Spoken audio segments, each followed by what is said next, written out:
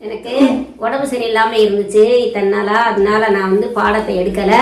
இப்போ உடம்பு நல்லா ஆனதுனால இப்போ நான் பாடத்தை எடுக்கிறேன். பாடத்தை கவனிக்கலாம் சரிங்களா? இப்போ ஒரு 12 வயசு பையன்கிட்ட எப்படி பேசணுன்றதை இன்னைக்கு நான் சொல்லி தர போகிறேன் சரிங்களா? இதான் இதர் ஆவோ அப்படின்னு சொல்லி ஒரு பையனை நம்ம சொல்கிறோம். இதர் ஆவோ அப்படின்னு அதுக்கு பதில் தமிழில் இங்கே வாங்க மரியாதையாக அவங்கள சொல்லணும். ஒரு பையனை இருந்தாலும் இங்கே வா அப்படின்னு சொல்லாமல் இதர் ஆவோ அப்படின்டா இங்கே வாங்க அப்படின்னு கூப்பிட்டது என்ன சொல்லுவோம்? துமாரா நாம் கியா ஹே, உன்னுடைய பெயர் என்ன அப்படின்னு சொல்லி நம்ம கேட்குறோம்.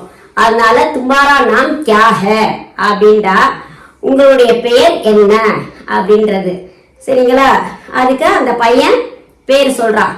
மேரா நாம் முகமது பஷீர் அப்படின்னு சொல்லி அந்த பையன் சொல்கிறான். அந்த பையன் என்ன சொல்கிறான்?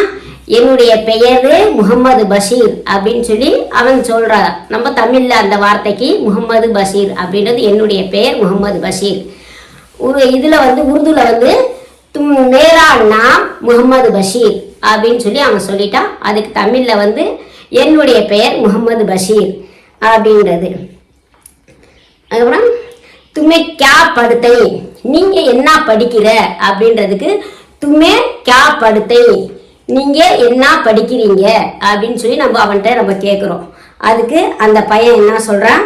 மை செவ்வியும் படுத்தும், மை செவ்வியும் படுத்தும், நான் 6ஆம் வகுப்பு படிக்கிறேன் அப்படின்னு சொல்லி அவன் தமிழ்ல அதுக்கு அர்த்தம் மை செவ்வியும் படுத்தும் அப்படின்றது 6ஆம் வகுப்பு நான் படிக்கிறேன் அப்படின்றதுக்கு உருதுல மை செவ்வியும் படுத்தும், செவ்வின்டா 6ஆம் வகுப்பு, மை செவ்வியும் படுத்தும் அப்படின்றது நான் 6ஆம் வகுப்பு படிக்கிறேன் அப்படின்னு சொல்லி அவன் சொல்றான்.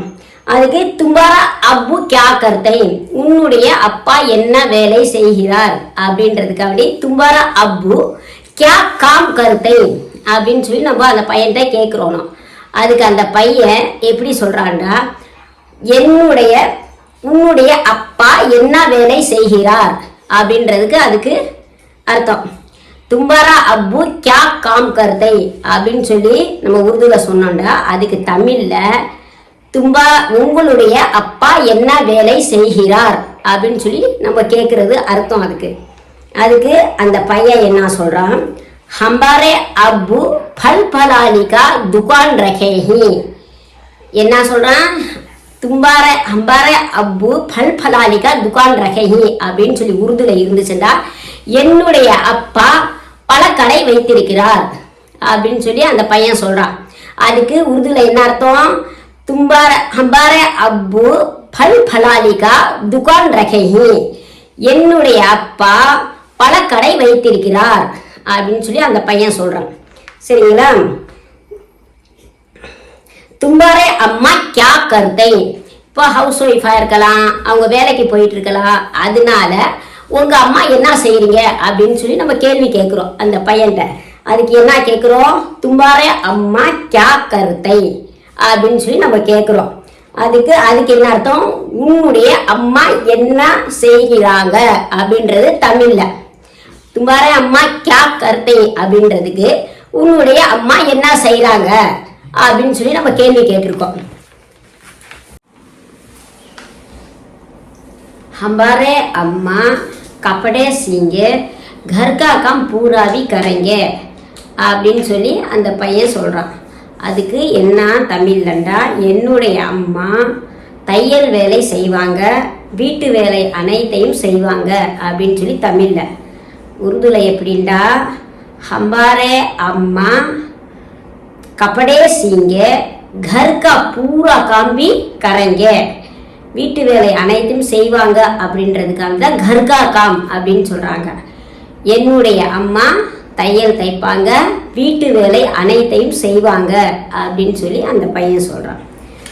துஜே பாய் ஆப்பா ஹே கியா அப்படின்னு சொல்லி அந்த பையன்கிட்ட நம்ம கேட்குறோம்.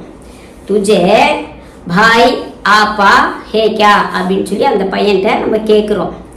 அதுக்கு தமிழில் உனக்கு அண்ணன் அக்கா இருக்காங்களா அப்படின்னு சொல்லி அந்த பையன்கிட்ட நம்ம கேட்குறோம். அந்த பையன் என்ன சொல்கிறான்? முஜே ஏக் பாய் அப்படின்னு சொல்லி சொல்கிறான். அவனுக்கு ஒரு அண்ணன் இருக்கான் அப்படின்னு சொல்லி அந்த பையன் சொல்கிறான். அதுக்கு என்ன உருதுல வந்து சொல்கிறோம், துஜே பாய் மஞ்சே பாய் முஜே பாய் எக்க அப்படின்டா எனக்கு அண்ணன் ஒருத்தன் இருக்கான் அப்படின்னு சொல்லி அந்த பையன் தமிழில் அதுக்கு அர்த்தம் முஜே பாய் எக் ஹே அப்படின்னு சொல்லி அந்த பையன் சொல்கிறான். எனக்கு அண்ணன் ஒருத்தன் இருக்கான் அப்படின்னு சொல்லி அதுக்கு அர்த்தம் தமிழில். சரிங்களா? உஸ்கா நாம் கியா ஹே, அவனுடைய பெயர் என்ன அப்படின்னு சொல்லி நம்ம அந்த பையன்கிட்ட கேட்கலாம். அதான் உஸ்கா நாம் கியா ஹே அப்படின்னு சொல்லி நம்ம அந்த பையன்கிட்ட கேட்குறோம். உஸ்கா நாம் கியா ஹே அப்படின்டா அவனுடைய பெயர் என்ன அப்படின்னு சொல்லி அண்ணா இருக்கான்ல, அண்ணனுடைய பெயர் என்னன்னு சொல்லி நம்ம தெரிஞ்சுக்கலான்னு சொல்லி உஸ்கா நாம் கியா ஹே அப்படின்னு சொல்லி நம்ம கேட்குறோம்.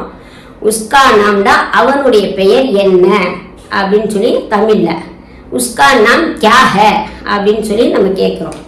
அதுக்கு அவன் சொல்கிறான், உஸ்கா நாம் முகம்மது நஜீர் அப்படின்னு சொல்லி அவன் சொல்கிறான். அதுக்கு அவன் என்ன சொல்கிறான், அவனுடைய பேர் என்ன சொல்கிறான், உஸ்கா நாம் முகம்மது நஜீர் அப்படின்றான்.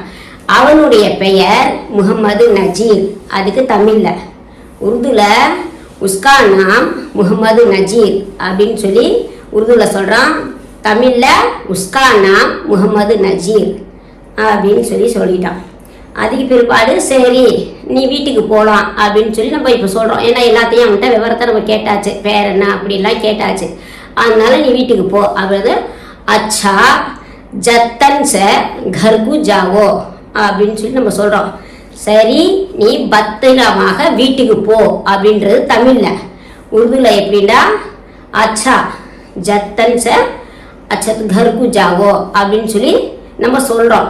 ஜத்தன் சே பத்திரமா நீ வீட்டுக்கு போ அப்படின்றதுக்காண்டி தான் அச்சா ஜத்தன் சே கர்கு ஜாவோ அப்படின்னு சொல்கிறோம். தமிழில் வந்து சரி பத்திரமாக வீட்டுக்கு போ அப்படின்ற அர்த்தம். சரிங்களா?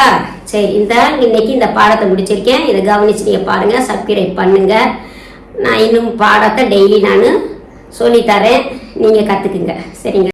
900 சப்ஸ்கிரைப் வந்துருக்குது, அதுக்கு ரொம்ப நன்றி. அதனால தான் நான் திருப்பியும் வந்திருக்கேன். திருப்பியும் நான் பாடத்தை சொல்லி கொடுக்கலான்னு சொல்லி நான் திருப்பியும் நான் சொல்லி கொடுத்துட்ருக்கேன். எங்களுக்கு லைக் பண்ணுங்கள், கமெண்ட் பண்ணுங்கள். உங்கள் ஆதரவுனால நானும் திருப்பி பாடத்தை சொல்லி கொடுத்துட்டே நான் இருப்பேன். மிக்க நன்றி.